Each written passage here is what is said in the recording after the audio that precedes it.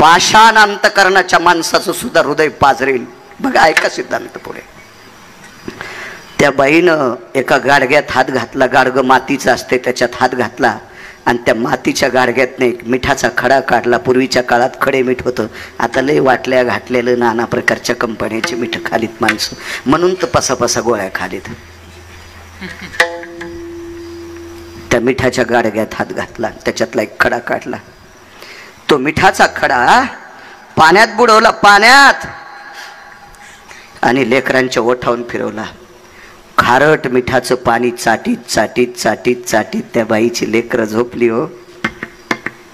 आणि त्या पोरांचा काका, त्या पोरांची काकी 6.5 किलो सोन्याच्या किमतीची साडी नेसत होती. सख्खी काकी, सख्खी काकी. काका एका श्रीमंत माणसासोबत सुवर्णाच्या पात्रात जेवत होते आणि या लेकरांना खाण्याची पंचायत. यांचे वडील द्वारकेच्या मालकाचं भजन करायचे आणि या पोरांचे काका एका श्रीमंत माणसाची स्तुती करायची. कालांतरानं तो श्रीमंत मेला, कालांतरानं तो श्रीमंत मेला. कालांतरानं तो मेल्याच्या नंतर त्याची स्तुती करणारा व्यक्ती, त्याची स्तुती करणारा व्यक्ती पैठणच्या दरबारात थाटी घेऊन भीक मागायला बसला. जवळ पैठण आहे ना, अशा मंदिराच्या ठिकाणी थाटी घेऊन भीक बसला. वाडा मला काहीतरी. 6.5 किलो सोन्याच्या किमतीची साडी नेसणारीचा नवरा संसार धकिण्यासाठी मंदिराच्या दारात थाटी घेऊन बसला. ही त्याची परिस्थिती. आणि ज्यानं देवाचं भजन केलंय, साडी नव्हती बायकोला नेसायला, अहो स्वतःच तर भागीलच असन, पण अख्ख्या गावातल्या लोकायला घर सोन्याची करून दिले. त्या व्यक्तीचं नाव होतं श्रीमंत श्री सुदामदेव. फार मोठी व्यक्ती. किती श्रीमंती सांगू तुम्हाला. सुदामदेवाची नगरी पंढरपुरातल्या मालकानं, द्वारकेतला मालक आणि पंढरपुरातला मालक एकच आहे, गाव सोन्याचं करून टाकलं. देवाला हे सासरवाडीतून आलेलं धन होतं. तिकून जर आलं ना धन, या बा नदी जर उलटी वाहिली ना तर कधी कधी ती सप्त्यात खर्चली पाहिजे. सासरवाडीतून आलेलं धन कधी कधी सप्त्यात खर्चिलं पाहिजे. आणि सासरवाडीतून आलेलं फुकट धन जर सासरवाडीत नाही खर्चिलं तर तिसऱ्या पिढीला बॉम्ब पडत असतो, हे लक्षात ठेवा. त्याच्या पुढचं नाही सांगत मी, सोप्या सोपची सांगतो. विठाला विठाला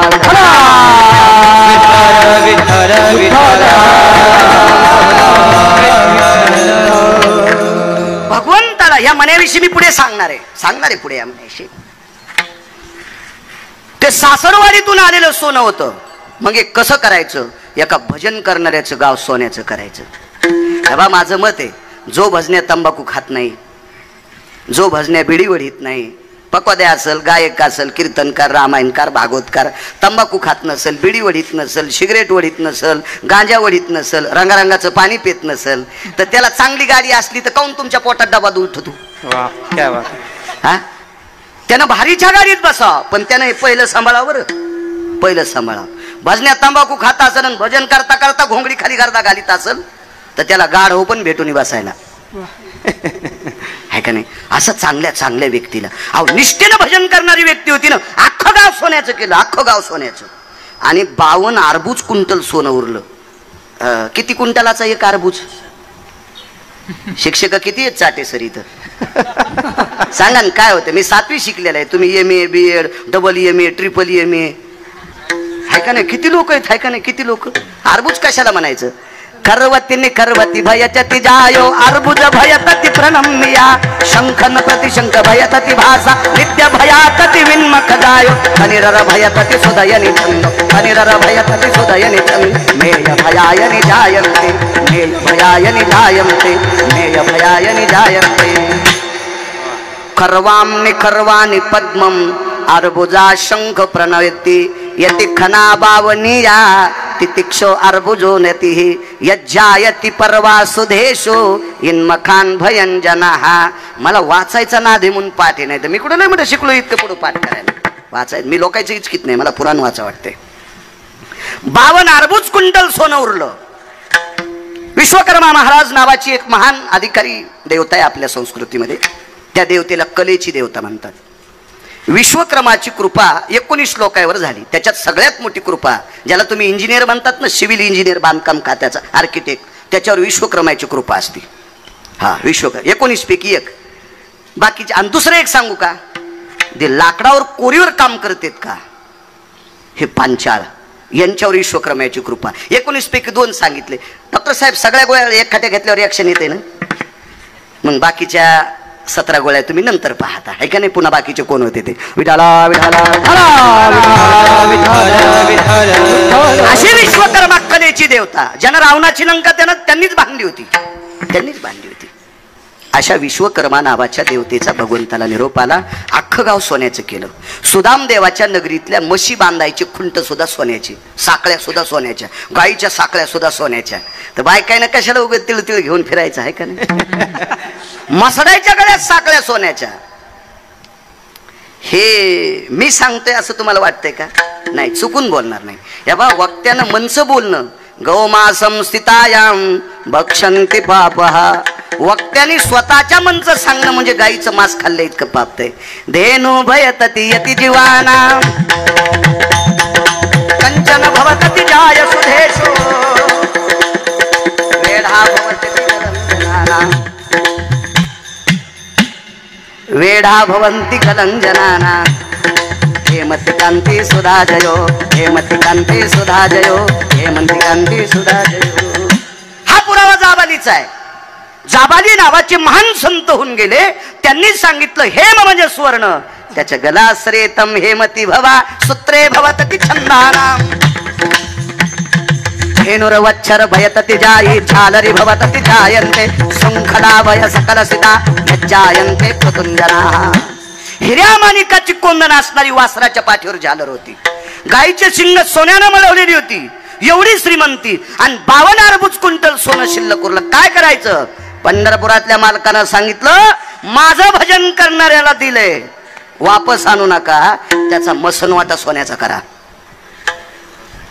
त्या व्यक्तीचा मसनवाटा सोन्याचा करा. अंगीकारचंच केलं नारायण सांगतो. हो, कल्पना करा, रावणाला 7 कोटी घर सोन्याची, पण मसनवाटा मातोड्याचा. 2:15 वाजता रावण फुकला. बरोबर दुपारी 2:15 वाजता. हे रामायणात नाही पाहायचं, दुसऱ्या पुराणात बघायचं. मला काय तुरीच्या पाट्यात नाही सापड. विठाला विठाला भास्कर माध्यानी भयो ना चला चळे अंगुळीचे निभय केने, तय प्राप्तला भास्कर सुधने भराग्नी दिदला तया शिव. आजच्या कीर्तनात नसते सांगत, पण आठवलं सांगतोय. माध्यानाच्या वेळेच्या नंतर काही अंगुळीच्या पलीकडे सूर्य सरकला, त्याला 2 पावणे 2चा वेळ म्हणतात. त्या वेळेला भराग्नी नावाचा अग्नी रावणाला लागला. पण मातोड्याच्या मसनवाट्यात सोन्याच्या गावात राहणारा रावण. अलका नावाची नगरी आहे. अलका नावाची नगरी कुबेराची आहे. या विश्वातला सर्वात मोठा श्रीमंत कुबेर आहे. तो पंढरपुरातला मालक सुद्धा नाही, काशीतला मालक सुद्धा नाही. कोणाचं हे धन सांगता का? देह हे काळा, देह हे काळा,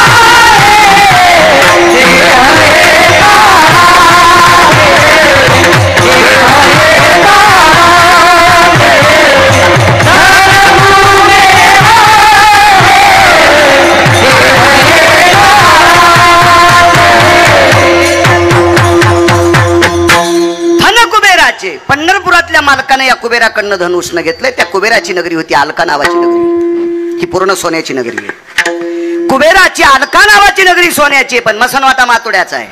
रावणाची अख्खी नगरी सोन्याची, पण मसनवाटा मातोड्याचा आहे. इंद्राची अख्खी नगरी सोन्याची आहे, तिथं माणसं मरतच नाहीत, त्याच्यामुळे मसनवाट्याचा काही संबंध नाही. तिथं माणसाचं पुण्य संपलं की त्याला खाली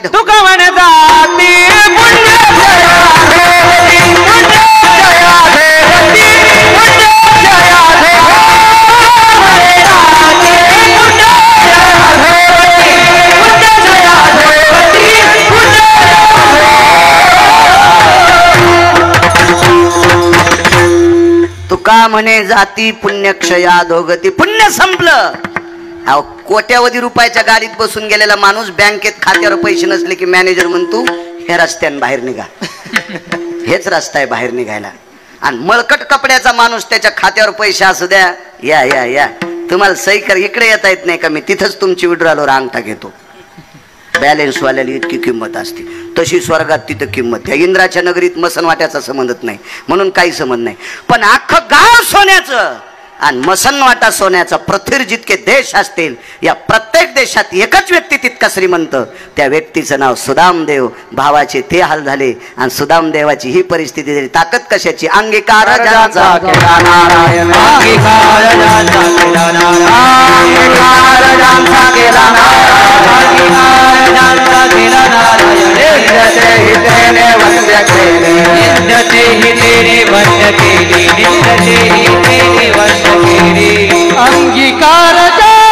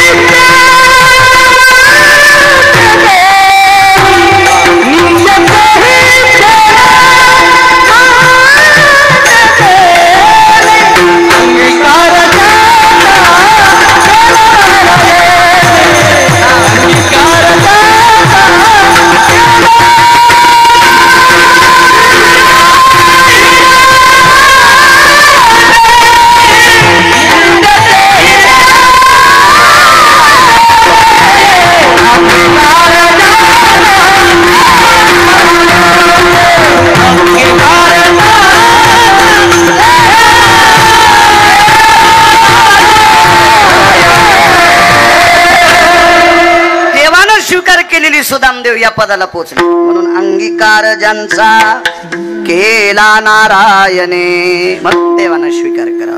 काय करायचं बाकीच्यांचं? पंढरपुरातल्या मालकाने लग्न केले 16,107. तसे 16,108 येत. सांगतो ना पुढं, दमदारा फक्त. 16,107 लग्न केले पंढरपुरातल्या मालकाने. एके दिवशी प्रभू सकाळी सकाळी उठले. रोज उठले की आईचं दर्शन घेत होते. कोण माहिती? पंढरपुरातला मालक 8व्या अवतारातला आईचं दर्शन घेत होता. मी तुम्हाला एक सांगू का माझ्या श्रोते जनार्दनांनो, जगात सर्वात मोठा परमार्थ आहे आपल्या आई वडिलाला मानणे. त्याच्यासारखा श्रीमंत आणि त्याच्यासारखा पुण्यवान जगात कोणीच नाही, कोणीच नाही, कोणीच नाही, कोणीच नाही. काही गोष्टी आपल्या धर्माच्या सांभाळीत जा, पुण्य लागेल तुम्हाला. देव तुमचं चांगलं करेल. माझी काय पात्रता आहे तुम्हाला उपदेश करण्याची? काय लायकी माझी? माझं वयच काय 83चा जन्म आहे माझा. शिक्षण 7वी पास आहे.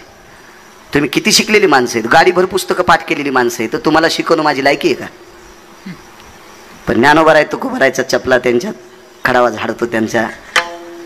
म्हणून जर शिक तुम्ही मला किंमत देता. एरवी मला कोणी विचारलं असतं. माझी पात्रता आहे तुम्हाला उपदेश करण्याची. पण एक सांगू का सज्जनांनो, या विश्वातला सर्वात मोठा परमार्थ आहे आपल्या आई वडिलाला मानणे. किती मोठी पोचपावती सांगू तुम्हाला. गिरगावचा बाळू म्हणतोय म्हणून डॉक्टर साहेब ऐकायचं नाही. मोठे नाना ऐकायचं नाही, ऐकायचं नाही, ऐकायचं नाही. तेव्हा आई वडिलाची सेवा करणाऱ्या मुलाच्या देहूतले मालक पाया पडतात. नमो तया माता पित्याचे पालन, नमो सत्यवाले, नमो सत्यवाले,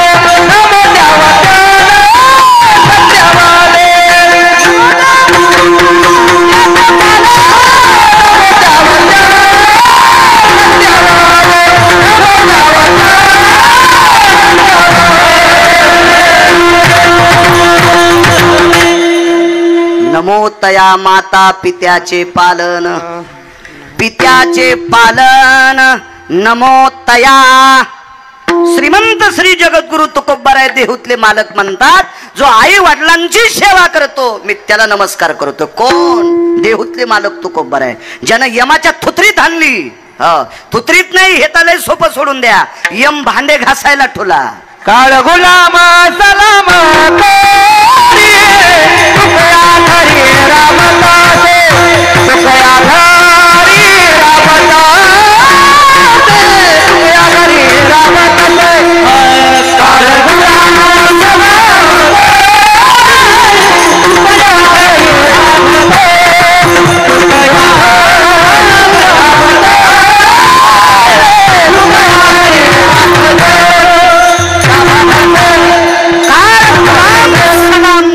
तुकया घरी राबत असे.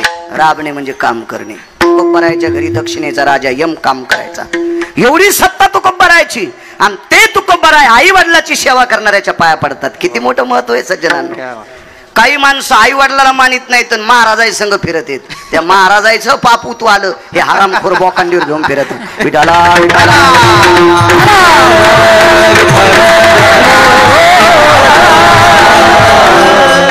तेव्हा कोणी महाराज असू द्या, पकवाद्या असो, गायक असो, कीर्तनकार असो, त्याला जर कोणी एखादा मानित असेल तर त्यानं मोठेपणानं म्हणायचं तुझे आई वडील कुठे आहेत? हा म्हातारीचं मो जमतच नाही, चल तिकडं होय गोबडा, तू आमच्याकडे येऊ नको, तू या पापानं आम्ही मजळून जाऊ.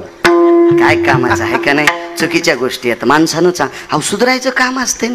त्या महाराजाला वाटते बरं झालं माहिती थैली वागवायला गधडी आहे, तू पुढच्या जन्मात याची पार भूमिका तू घेणार आहेस गद्याची. तू हरामखोराला जवळ ठेवलास. विठाला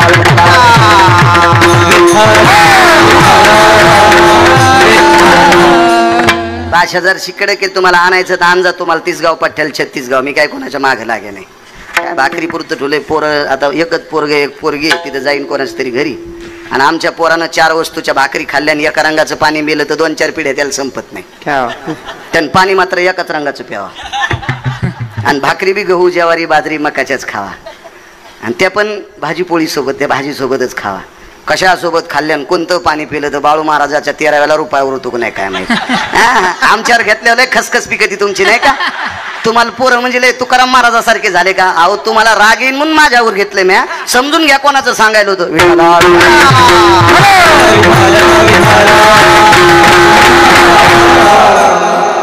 कडक बोललं पाहिजे माणसानं, नाही बिलं पाहिजे. काय गरज आहे त्याच्यात? माना अथवा न माना. मानील तो देईल काय, न मानील तो देईल काय.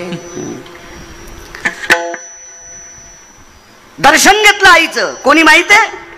ही विश्वातली सत्ता ज्याच्या ताब्यात आहे त्याला देव म्हणतात. तुम्हाला आणि मला इथं किती दिवस ठेवायचे आणि कोण्या दिवशी मळ्यात नेऊन फुकायचं ज्याच्या हातात आहे त्याला जगाचा बाप म्हणतात. आणि तो जगाचा बाप आपल्या आईच्या सकाळी दर्शन घेतोय.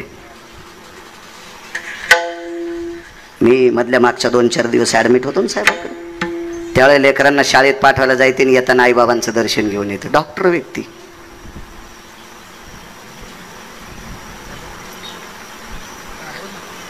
जो ज्ञानोबराय तुकोबारायचं भजन करतो त्या प्रत्येक वारकऱ्यानं सकाळी आपल्या आईबापाचं दर्शन घेतलं पाहिजे. लई मोठी ताकद आहे त्यांच्यात. तितकं पुण्य कशात नाही, कशात नाही, कशात नाही, कशात नाही. 4 फेब्रुवारी 2019 हे दर्शक टिचला अपघात झाला गाडीचा. साक्षीला गुरुजी आहेत तकले सर. निरोप काढायला माझ्या आईला सांभाळायला 2-3 माणसं होते. एवढी टाकती काय मात्र. तुला वाटत होतं माझं लेकरू अडकलंय आता वाचतं का नाही याची थासतं नाही. जगातली कुठलीही शक्ती बरोबरी करू शकत नाही. म्हणून आई वडिलाचं दर्शन घेत जा. पाया पडतो तुमच्या. त्याच्यापेक्षा दुसरा परमार्थच नाही कुठला. काही नाही, काही करायची गरज नाही, काही गरज नाही. सगळ्यात मोठं पुण्य त्या आई वडिलाचं दर्शन आहे. माझ्या विटेवरच्या मालकाने दर्शन घेतलं. आणि 10 वाजता एकदा दर्शन घेतलं म्हणजे उशिरा. तर कौशल्या देवकी मातेने विचारलं, चुकून बोललो कौशल्या, माफी असावी. देवकी मातेने विचारलं, कन्हैया अरे पहाटे एकदा माझ्या पाया पडलास ना तू, आता कशाला पाया पडला? आई मला एकदा आशीर्वाद दे ग तू. अंगीकार ज्यांचा केला नारायण, उदाहरण क्रमांक 2 सांगतोय. हो, कधी कधी कडव्याच्या बाजूला गेलो तर मला जागेवर आणजा माऊली. आणि जा कीर्तनकारानं कडव्यावर